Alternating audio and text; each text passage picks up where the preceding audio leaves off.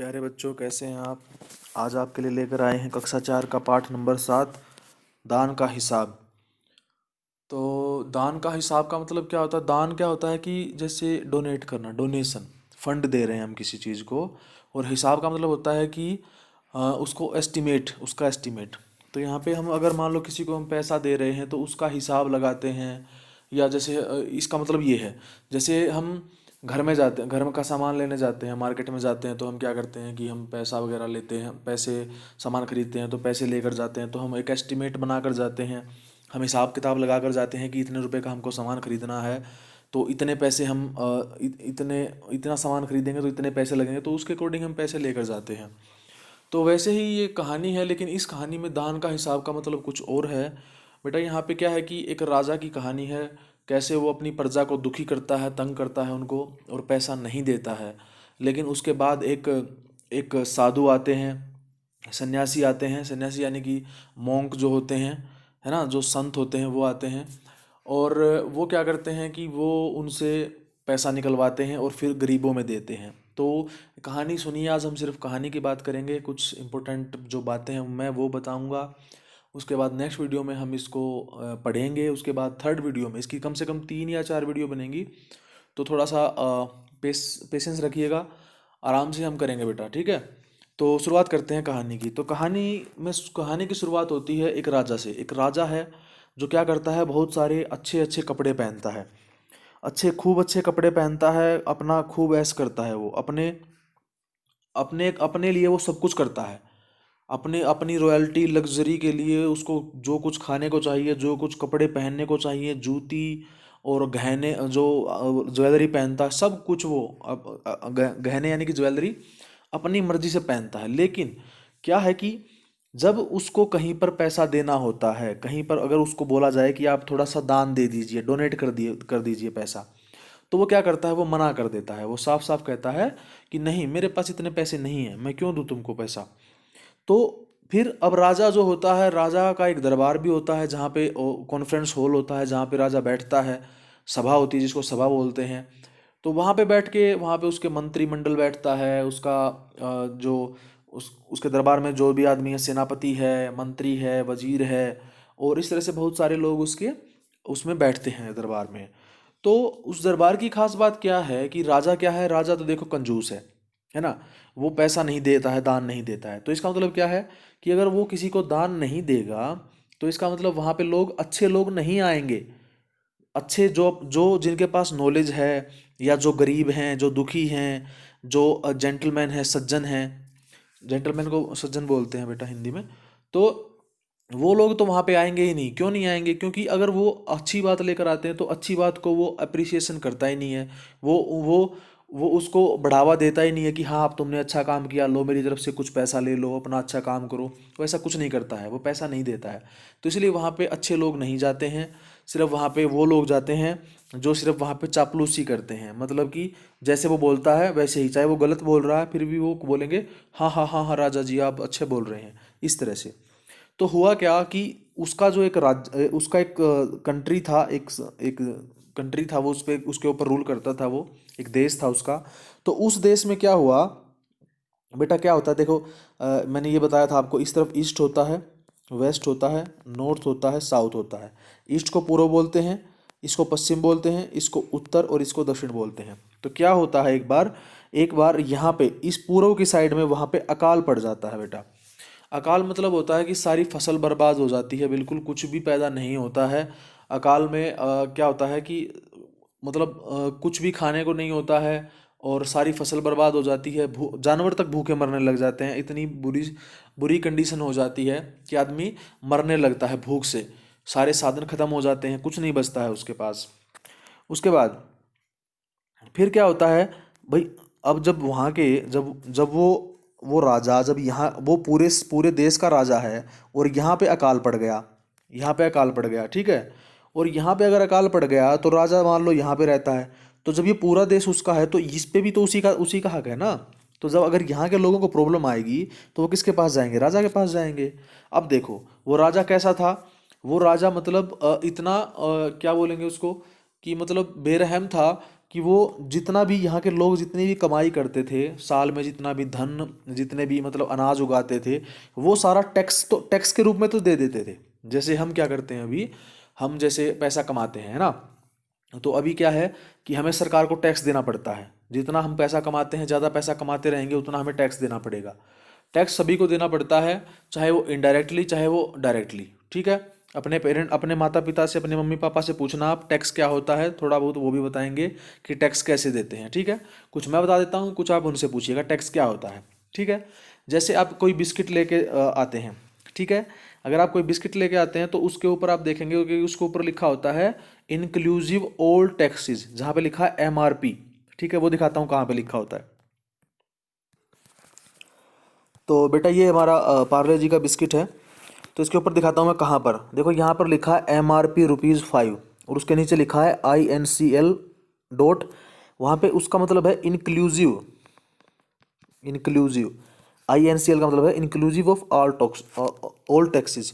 ठीक है, तो यहाँ पे क्या है कि सारे के सारे जितने भी टैक्स लगाए गए हैं उसके बाद इसका जो रेट है, प्राइस है, वो ₹5 है। ठीक है बेटा, तो इस तरह से क्या है कि हमें टैक्स देना पड़ता है। तो सेम टू सेम क्या है कि राजा को भी टैक्स देना पड़ता था, कि वहाँ के लोग जब वहाँ पे रह रहे हैं तो इसका मतलब उनको भी टैक्स देना पड़ेगा, जितना वो कमाई करते हैं उसमें। देखो पहले क्या होता था, पहले इतना बड़ा टैक्स सिस्टम नहीं होता था जैसे अब होता है। अब इस तरह से जब राजा होते थे तो ऐसे पैकिंग नहीं होती थी, बिस्किट नहीं बनते थे इस तरह से, है ना। तो फिर कैसे होता था, उनको बदले में अनाज देना पड़ता था टैक्स के रूप में, कि भाई अनाज तुम हमें अनाज दे दो, अपनी ग्रेन्स और सीरियल्स जो भी तुम उगाते हो वो हमको दे दो, और तुम्हारा टैक्स माना जाएगा, हाँ तुम टैक्स दे रहे हो। तो फिर क्या होता है, चलिए अब अपने लेसन पे चलते हैं। तो राजा क्या करता है कि वहाँ पे अकाल पड़ जाता है, तो वो राजा के पास आते हैं वो लोग, वो बोलते हैं कि महाराज हमें कुछ पैसा दे दो, हमारे वहाँ पर अकाल पड़ गया है। तो राजा क्या कहता है, देखो एक अच्छा राजा होगा, मान लो अभी जैसे हमारा ये कोरोना वायरस चला हुआ है ना, ये बीमारी चली हुई है कोविड-19 जिसको बोलते हैं।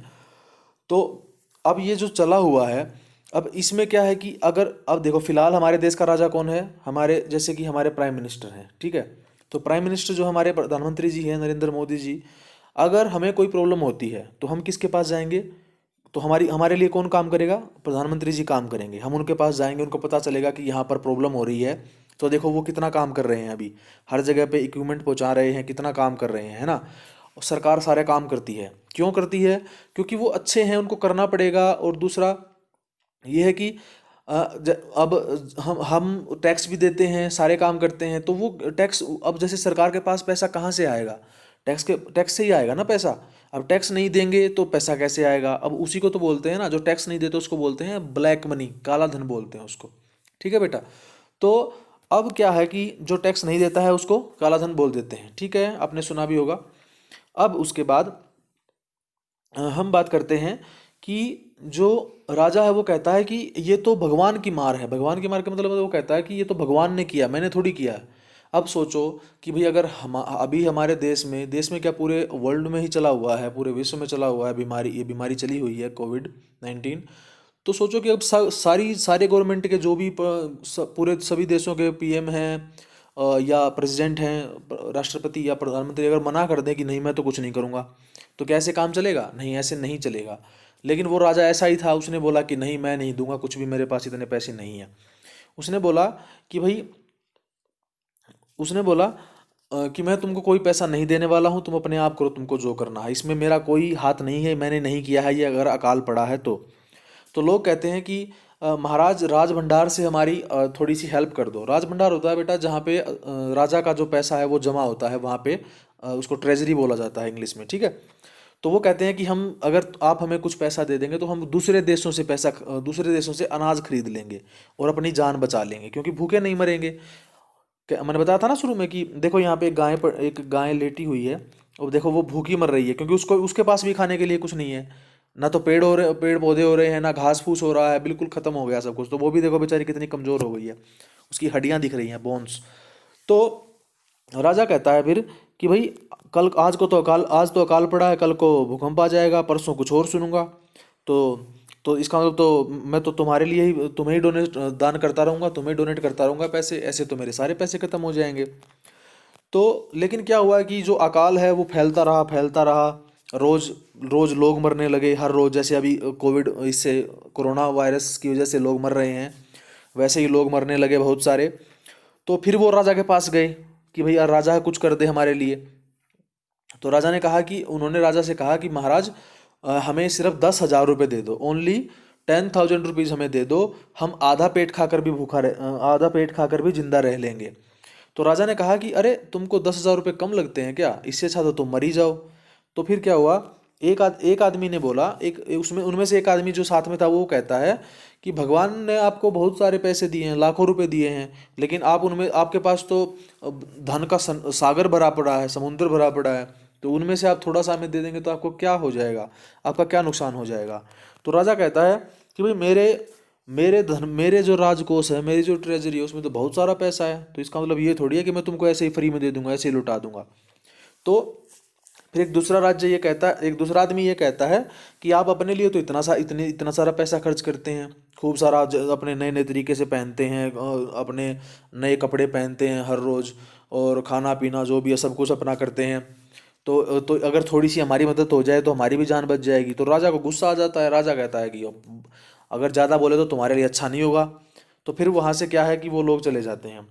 अब राजा फिर क्या करता है कि राजा हंसने लगता है, फिर वो कहता है कि अगर 100-200 रुपये मांगते तो हो सकता था कि मैं उनको देने के लिए सोच भी सकता था, और जो पहरेदार हैं, जो गार्ड होते हैं, उनको उनको थोड़ा सा कम कर देता खाना पीना देना, तो फिर रिकवरी हो जाती। तो देखो वो कैसा राजा था कि अगर वो 100-200 रुपये भी दे रहा है ना, तो भी क्या कर रहा है, वो जो बाहर गार्ड खड़े रहते हैं महल के बाहर, उसके पैलेस के बाहर, उस उनको वो खाना कम देगा। अगर वो खाना कम देगा तब जाके वो उन 200 रुपये को पूरा करेगा। इस तरह से वो, मतलब वो इतना इतना निकम्मा है राजा कि वो अपने प्रजा के प्रति कितना, मतलब दुर्व्यवहार करता है, उनको कुछ नहीं देता है। तो फिर क्या हुआ, अब लोग, वो मैंने बताया था कि शुरू में ही वहाँ पे ऐसे लोग बैठे होते थे जो हाँ हूँ करते थे, बस जैसा राजा बोलता, चाहे वो गलत करता चाहे वो सही करता, वो हाँ बोलते थे कि हाँ अच्छा किया राजा ने। लेकिन मन में उन्होंने सोचा कि, क्योंकि वो डरते थे उससे, क्योंकि वो कुछ भी कर सकता है, और वो राजा है, वो फांसी भी दे सकता है, इस तरह से कोई भी पनिशमेंट दे सकता है, सजा दे सकता है उनको। तो अब वो मन ही मन सोचने लगे कि राजा ने ये ठीक नहीं किया, अच्छी बात नहीं है कि राजा ने ऐसा किया है, उनको दे देना चाहिए था। तो फिर क्या हुआ कि 2 दिन बाद एक बूढ़ा सन्यासी आ जाता है। सन्यासी मतलब एक मोंक, साधु आ जाता है, इंग्लिश में मोंक बोलते हैं उसको। तो वो साधु है कि वो आ जाता है कोई। तो वो राजा से कहता है, राजा को कह के बोलता है, दाता कर्ण महाराज। तो बेटा वो क्या है कि उसको दाता कर्ण बोलता है। तो कर्ण कौन है, आपने कर्ण का नाम सुना होगा, महाभारत आपने देखी होगी, कृष्ण लीला आपने देखी होगी, उसमें जो पांडवों का जो भाई है, सबसे बड़ा भाई है कर्ण, वो है कर्ण। वो 6 भाई हैं, लेकिन वो जो कर्ण है, वो उसका जन्म होने के बाद उसको छोड़ दिया जाता है। तो वो फिर क्या है कि वो कौरवों की साइड से लड़ता है। वो एक युद्ध है। आपने भी जो सीरियल चला हुआ है, या कोविड अभी डीडी नेशनल पे आता था, वो आपने देखा भी होगा। तो वहाँ पे क्या है कि वो युद्ध करता है। तो युद्ध करता है तो फिर क्या होता है कि कर्ण के पास एक ब्राह्मण आता है। वो कहता है कि मुझे तुम्हारे वो चाहिए, कवच और कुंडल चाहिए। वो आप देख लेना, उसमें पूरी स्टोरी है, तो इसमें काफ़ी टाइम लग जाएगा, मैं सिर्फ छोटा सा हिंट बता देता हूँ आपको। तो वो, लेकिन वो खुद भगवान ही आते हैं उनसे लेने के लिए, ठीक है। तो अब देखो, अगर जब तक कवच तो क्या होता है कि जैसे आर्मर होता है, जैसे आर्मर होता है ना, छाती पे पहनते हैं, आपने वीडियो गेम खेलते होंगे तो जो हम पहनते हैं, जैसे आपने देखा होगा बुलेट प्रूफ जो जैकेट होती है, उस तरह से होता है, आर्मर होता है, तो आप युद्ध में देख सकते हैं। और कुंडल होते हैं बेटा, कानों में पहनते हैं, जैसे लेडीज पहनती हैं कानों में ईयर रिंग्स वगैरह, वैसे ही होते थे वो कुंडल, लेकिन वो थोड़े अलग होते हैं, बड़े बड़े होते हैं। तो वो उनके पास वो पावर थी उनमें कि जब तक वो उनके पास रहेंगे तब तक उन्हें कोई मार नहीं सकता। लेकिन फिर भी जब उनसे उनको मांगा गया तो उन्होंने उनको निकाल कर दे दिया था। हालांकि उनको पता था कि अगर वो इनको दे देंगे, अपने आर्मर को, कवच को और ईयरिंग यानी कुंडल को अगर वो दे देंगे तो उनकी मौत निश्चित है। लेकिन उन्होंने फिर भी उसको दे दिया, इसलिए उनको दानवीर कर्ण बोला जाता है। ठीक है, सबसे बड़ा कौन है, दानवीर कर्ण। ठीक है, उसके बाद आगे फिर वो कहता है, वो उसकी प्रशंसा करने लगते हैं। वो जो सन्यासी आए हैं वो राजा की प्रशंसा करने लगते हैं। तो वो कहते हैं कि खुश हो जाता है राजा फिर उसकी प्रशंसा सुन के। तो वो कहते हैं कि बताओ तुम्हें क्या चाहिए। राजा कहता है सन्यासी से कि तुम्हें क्या चाहिए बताओ।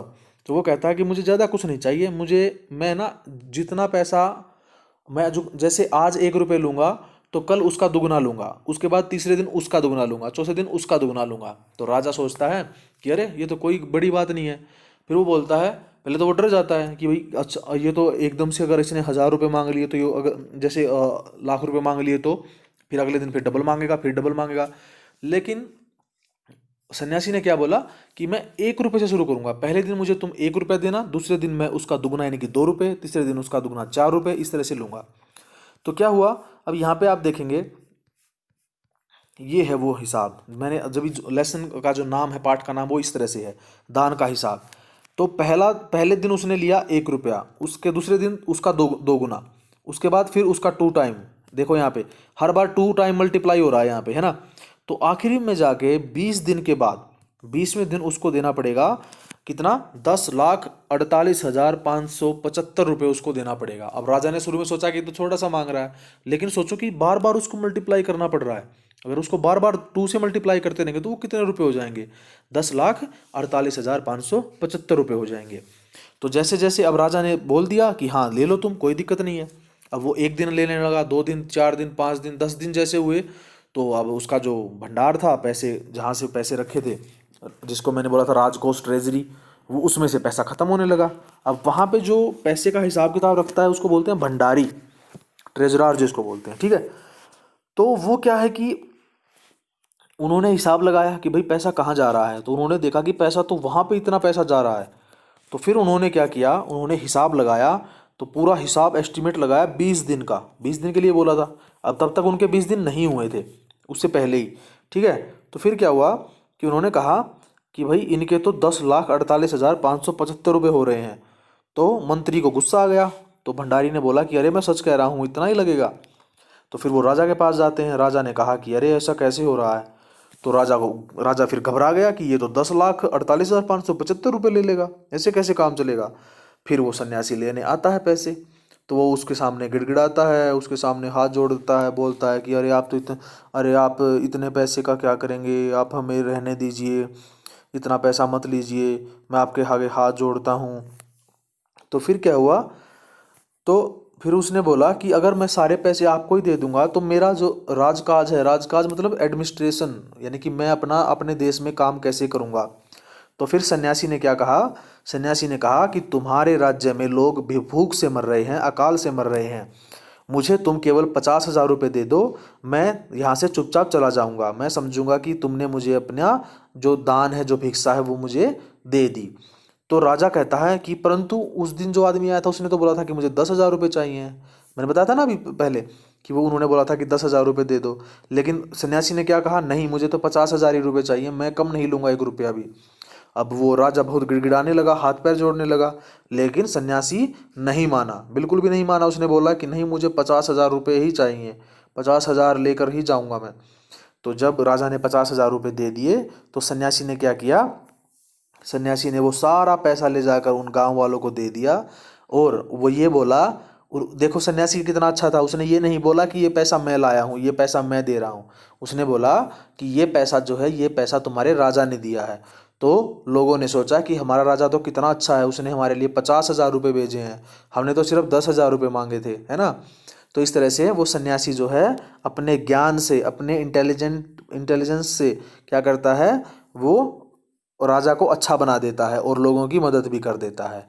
ठीक है, तो हमें स्टोरी से ये मतलब इस स्टोरी से हमें ये शिक्षा मिलती है कि हमें कभी भी अगर हमारे पास कुछ है, हमारे पास थोड़े से पैसे हैं, अगर हमें किसी ज़रूरतमंद की अगर हमें मदद करनी है तो हमें करनी चाहिए। अगर कोई मुसीबत में है, कोई किसी को कोई प्रॉब्लम हो गई है, तो हमें उसकी हेल्प ज़रूर करनी चाहिए। ऐसा नहीं है कि नहीं मैं तो नहीं करूँगा, मेरे पास पैसे हैं तो ये मेरे पैसे हैं, मैंने कमाए, नहीं ऐसा नहीं है। अगर आप किसी की हेल्प करेंगे तो हो सकता है अगली बार वो भी आपकी हेल्प कर दे, है ना। इसलिए सभी के साथ अच्छे से रहें आप, है ना। तो बेटा ये जो लिखा था उस इस उन्होंने लिखा, उनका नाम है सुकुमार राय जी ने लिखा है इसको।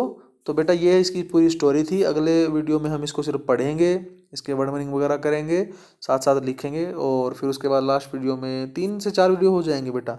ठीक है, मिलते हैं नेक्स्ट वीडियो में। Thank you.